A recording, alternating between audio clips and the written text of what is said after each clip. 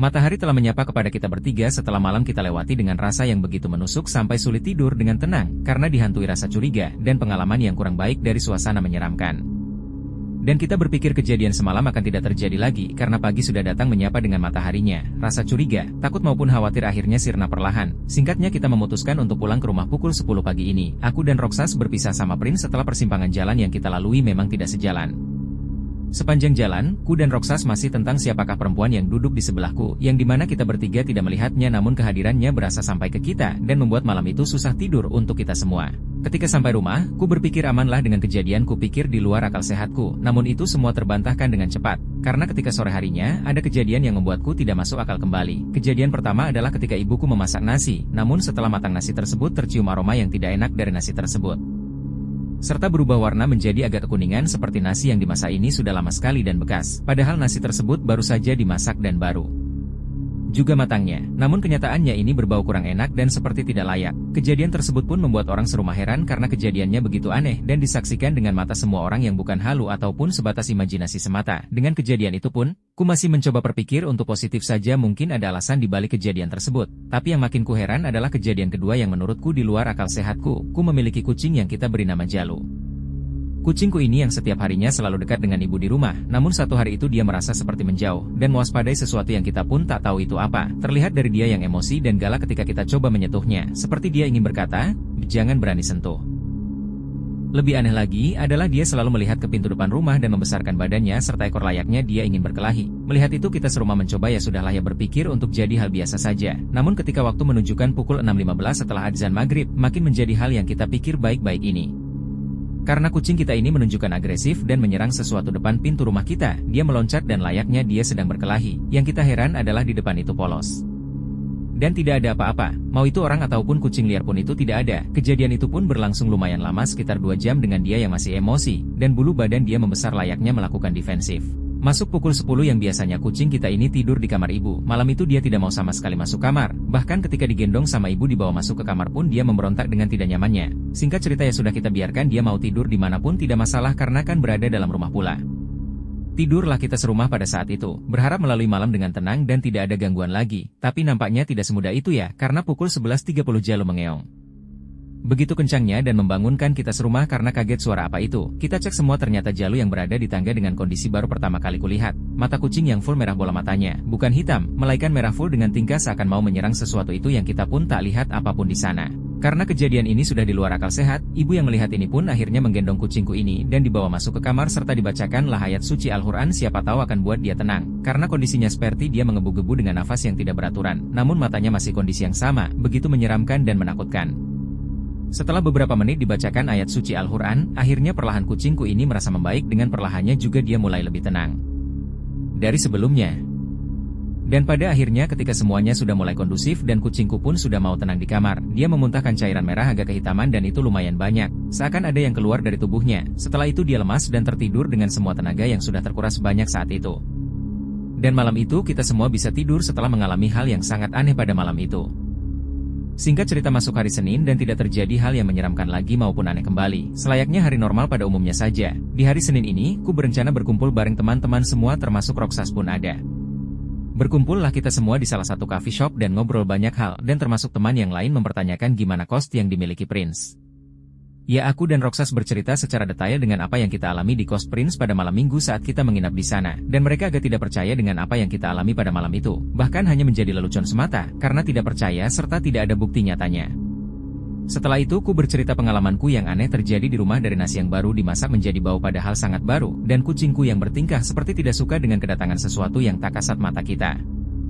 Bahkan sampai memuntahkan cairan merah kehitaman, serta bola mata yang berubah menjadi full merah dengan emosi yang membeludak.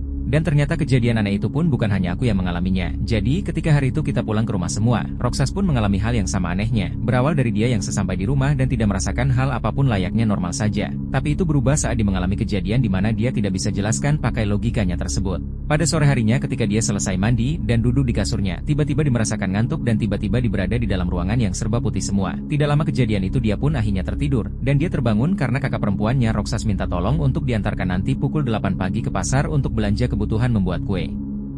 Dengan lantangnya Roxas pun mengiyakan apa yang diminta oleh kakaknya tersebut, karena dia berpikir bahwa pukul 8 pagi masih lama dia Memutuskan untuk tidur kembali sembari menunggu nanti pada pukul 8 pagi sebelum menemani kakaknya belanja. Tertidurlah dia kembali, namun tidak berlangsung lama dia terbangun dengan kagetnya, karena dia ternyata baru saja tidur 15 menit dan bukan yang lama ataupun menjelang pagi. Dengan kagetnya semua kejadian itu terasa nyata dari dia ngobrol dengan kakaknya, karena dia mengobrol dengan durasi waktu yang sangat lama bukan hanya sebatas lewat biasa. Dia menyadari ada yang salah pada dirinya setelah kejadian dia berada di ruangan full putih dan akhirnya tertidur secara tiba-tiba. Ternyata itu semua seperti mimpi saja dan terlihat sangat nyata di mata dia, karena dia mengobrol dengan kakaknya begitu nyata dan jelas sekali. Bahkan keberangkatan pukul 8 yang direncanakan pun itu seakan bukan mimpi, karena biasanya pun dia sekalian mengantar keponakannya berangkat sekolah. Yang lebih aneh lagi dan tidak bisa dijelaskan adalah saat dia sadar bahwa mungkin tadi mimpi, ketika kakaknya datang ke kamarnya dan bilang minta tolong untuk diantar besok pagi pukul 8 pagi untuk belanja perlengkapan dan bahan-bahan untuk membuat kue. Hal yang sama terjadi dan berulang sama tanpa ada yang berbeda serta tidak kehilangan sepatah kata yang berubah keluar dari mulut kakaknya Roxas. Makin terdiamlah dia dan berpikir pada saat ini yang menunjukkan pukul 11 malam yang dimana dia mengalami kejadian dan mimpi itu hanya dalam waktu 15 menit. Dan ternyata kejadian tersebut menjadi kenyataan layaknya dia bisa dikasih tahu hal yang akan terjadi ke depannya. Sesuatu yang sulit dijelaskan dari semua yang terjadi sehingga Roxas pun tidak bisa mendapatkan jawaban dari apa yang dia alami. Dia berpikir apakah ini yang namanya ketindihan makhluk gaib yang dia tidak bisa berkuasa atas dirinya di saat tertentu. Bahkan tidak bisa mengontrol dirinya ketika berada di ruangan yang semua serba putih tanpa seorang pun di sana dan tidak bisa berbicara pula pada saat itu. Setelah mendengar itu, aku dan Roxas pun mengambil kesimpulan bahwa apakah ini ada hubungannya dengan perempuan yang tak kasat mata berada di kos Prince dengan kita yang menginap di kos tersebut. Sehingga mengikuti kita sampai ke rumah masing-masing, di mana kita berdua mengalami kejadian aneh di waktu yang sama namun berbeda tempat. Seperti makhluk ini terus menempel pada kita dan enggan untuk lepas. Setelah kita bercerita pengalaman tersebut, akhirnya teman-teman semua ini mencoba percaya dengan apa yang kita alami saat dari berada di kos Prince sampai berada di rumah kita. Singkatnya pulanglah kita hari itu setelah ngobrol banyak hal di coffee shop, aku pun bercerita ke ibu di rumah dengan apa yang dialami Roxas, dan ibu pun bertanya akhirnya. Ketika aku menginap di kosnya Prince, apa yang terjadi di sana? Ya, aku cerita dari awal datang ke kos, sampai dengan terjadinya ada perempuan rambut panjang berada di antara kita bertiga malam itu, dan itu tak bisa kita lihat dengan mata. Seperti makhluk penunggu kos ini ingin menyapa kita bertiga bahwa kita tidak hanya bertiga di sana. Setelah aku bercerita begitu, ibu pun bilang, kejadian yang terjadi di rumah kita itu mungkin si penunggu kos itu ada keinginan ikut dan melihat siapa nih yang sudah datang ke kosnya. Dan akhirnya datang ke rumah kita dan rumah Roxas. Tapi ketika datang ke rumah kita, kucing kita menyadari ada hal yang negatif datang ke rumah kita tanpa kita sadari. Sehingga kucing ini bertingkah aneh dan menjaga kita agar hal negatif ini tidak menyerang atau terjadi hal buruk terhadap orang yang berada di rumah ini. Dan akhirnya jadi penjaga pertama untuk hal negatif yang datang tak kasat mata, ya kucing kita duluan menghadapi hal tersebut. Walaupun dampaknya membuat kucing kita muntah-muntah dan lemas karena energi yang keluar untuk menjaga rumah kita. Dan ibu pun cerita, ketika aku pulang, suasananya berubah seperti ada yang mengikutiku dari luar pulang ke rumah. Karena pada saat ku masuk ada jejak kaki yang ikut masuk ke dalam rumah. Karena ketika dipel lantai sama ibu, tiba-tiba muncul lagi jejak kaki yang dimana semua orang berada di dalam, dan tidak ada yang berada di luar ataupun pulang dari luar rumah. Bukan hanya itu, malamnya setelah kucing kita tidur, di atas plafon rumah kita berisik dan seperti ada yang berlari, berbeda dengan tikus yang lewat. Karena langkah kakinya begitu berasa beda dan besar menapaknya. Serta ketika ibu tahajud pukul 2.30 dini hari, di belakang ibu seperti ada yang duduk di belakang ibu dan menemani ibu tahajud dan mengaji saat itu. Ibu hanya bilang, kalau mau berada di sini tidak apa-apa, asalkan jangan mengganggu semua orang yang berada di rumah ini. Jadi jika benar begitu keadaannya, penghuni kos tersebut memang benar ingin menyapa yang kemarin menginap di kos pada malam minggu itu dengan mengikuti kita sampai rumah dan menimbulkan kejadian yang di luar akal sehat kita dengan apa yang terjadi pada saat itu.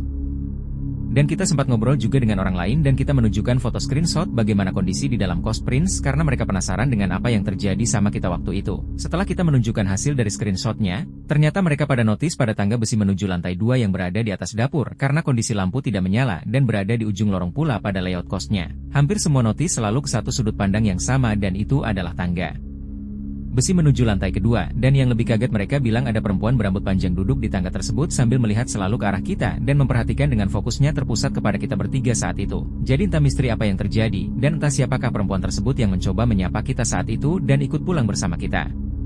Masih menjadi hal yang tak terjawab, si penghuni menyapa dalam kasat matanya mencoba menunjukkan keberadaan pada kita bahwa mereka ada di sekitar sampai saat ini.